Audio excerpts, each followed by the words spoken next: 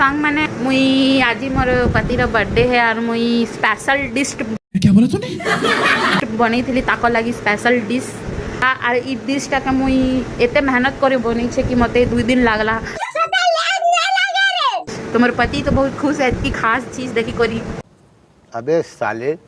तो hey friends welcome back to my new mini blog रे केनता अच्छे सब कमेंट रे जरूर बताबो।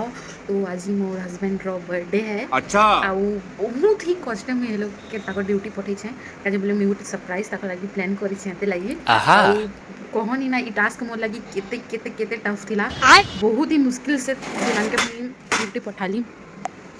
देखो अच्छी नचिन जाइछन मैंने बहुत कहते कि मुझे नहीं जाए बोली कि ना बट मुझे जनता तंता तो पठा ही दिली है लोग के जिद करी ना क्योंकि बीवी की डिमांड किया गया और क्या है औरत का चक्कर बाबू भैया औरत का चक्कर यू नो।